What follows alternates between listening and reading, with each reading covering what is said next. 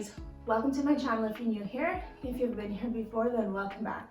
I'm Michelle. I'm an architectural designer by day, and in the evenings and on the weekends I'm a hobby sewist, and lately I've been doing tons of knitting.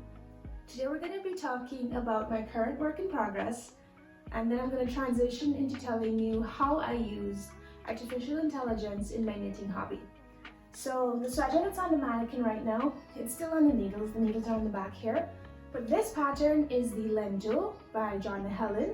This is my second Lento. If you'd like to go see what the first one looks like, I'll put the link down in the bio to that video.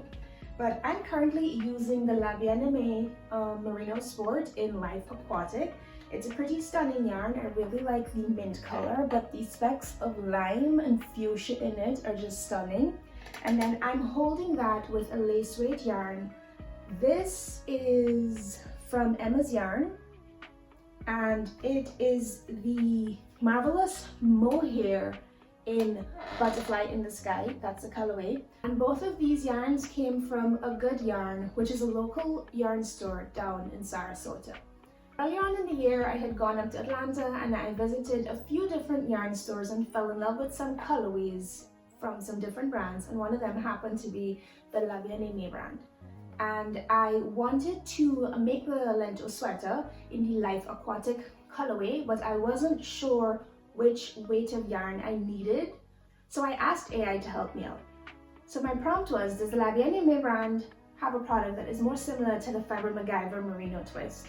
And it did some thinking, and then it shared with me what its recommended skein was, or like substrate was, to replace the Fiber MacGyver Merino twist.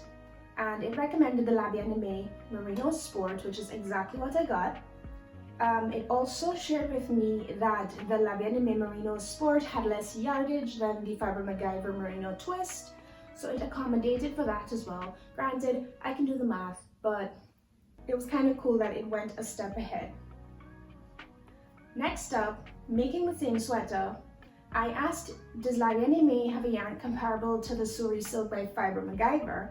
And it does, and it showed me that I could get the Bien Aimee Kumo or the Bien Aimee Little Kumo, and that would be the lace weight yarn that I held with their Merino Sport to give me this sweater.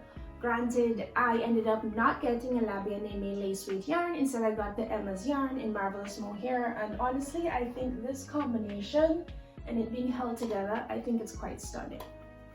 Now, the second way I use AI in my knitting hobby, remember the yarn weights that I'm used to are the ones that I'm seeing when I go into the yarn stores, either that are local here in Florida, such as like in Sarasota, in St. Pete, etc., or when I've traveled and I specifically go to yarn stores.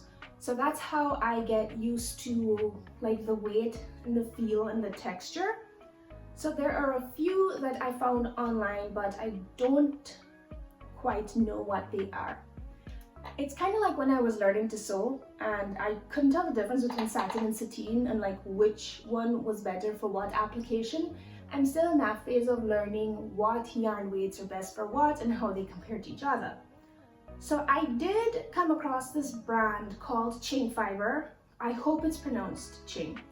Anyways, I wanted to know how their substrates compared against the Bien Aimee because I have seen that one a few times in a few different stores.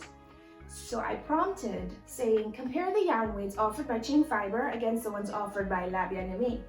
And what I think is really cool is that it did give me a breakdown about the Chain Fiber bases, and it's saying here's the lace, here's the fingering, here's the sport, etc. But then it went on to give me a side-by-side comparison table of the Chain Fiber versus the Bien Aimee, and it gave me the name of each brand's like substrate. So for instance, for a lace weight yarn, I can go to Chain Fiber and use the Vernita or the Halo, whereas the lace weight yarn in Bien Aimee is called the Mohair Silk.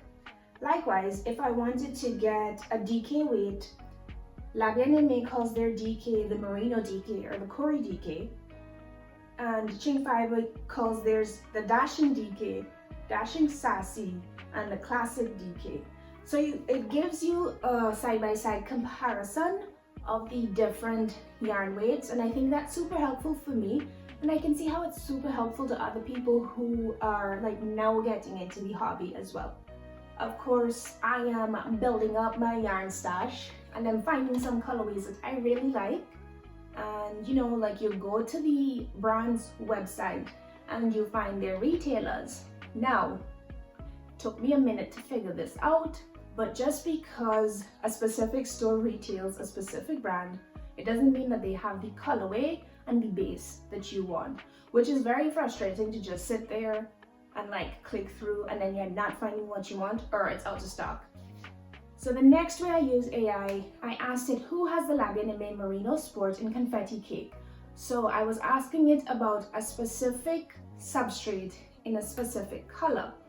And AI gave me a list of the different stores that I could get it from. And it also gave me some of the prices as well. So it compared the prices and it told me if it was in stock.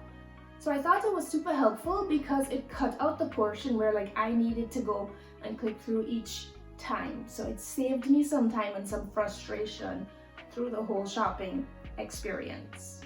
I also discovered that yarn crawls are a thing. So I asked AI to list a few of them that happen across the US. So it gave me a table with the event name, the location, the dates, and a few comments on the side. Now, if you've watched last week's video, you'll see that I've already made up my mind that I'm gonna make the Lento a few more times. But at some point I was exploring other raglan sweaters so that I could use those yarns that I shared and not repeat the same pattern over and over and over. Granted, I've changed my mind about that. But I did ask AI, help me find sweater knitting patterns similar to the Lento sweater by Jonna Helin. Ensure it pairs fingering weight yarn with a lace weight yarn, has a crew neck and raglan sleeves. Now let's see what AI recommended to me. First up is the No Frill Sweater by Petite Knit. And the yarn weight it recommends is the fingering and the lace. And when we look at the image, it does look like it's a crew neck with raglan sleeves. So I'm in agreement with this one as a recommendation. Then we have the Cozy Classic Raglan by Jessie Mead Designs. Once again, the yarn weight was fingering and lace held together. And it does look like a raglan, so I think that meets the criteria that I had input. After that, we have the Helia by Jonna Helin. This one also, you hold the fingering and the lace together. This one has a very interesting sleeve detail. I think it fits the criteria that I entered. The sleeve detail is a little bit extra, but it does fit the criteria that I entered. After that, we have the Sequence Sweater by Petite Knit.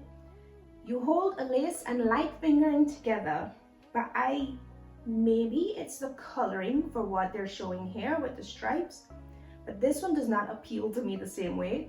I guess it might meet the criteria that I entered, but I don't know. After that, we have Hold the Line with Sonder Yarn Co. This one you hold a light fingering and lace together, and yes, it does meet the criteria that I entered. Then we have the Calliope by Space Tricot. Sorry if I'm butchering these names. You hold a fingering and a lace together, and it does meet the criteria. Granted, this one would not be my first pick. That's my preference.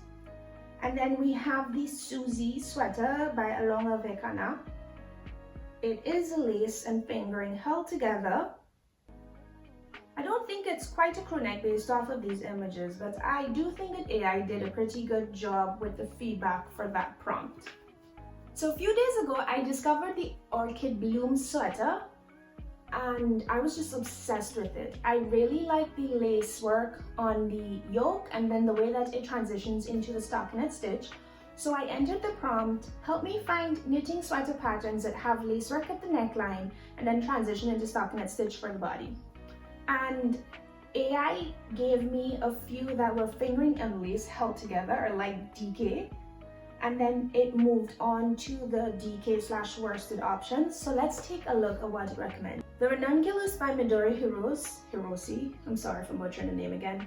I know this one is a very big deal right now in the knitting community. I keep seeing it everywhere, and it does have the lace work at the neckline. Then we have the Yum by Isabel Kramer. I think this one does fall into the category, but it's not quite as ornate as the Orchid Bloom is.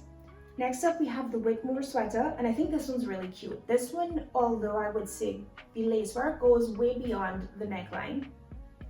Then we have the Zweig by Caitlin Hunter, and I think it does meet the criteria for the prompt that I entered, but I think that the way it's knitted, you kind of lose the, because of the color, you're kind of losing the texture.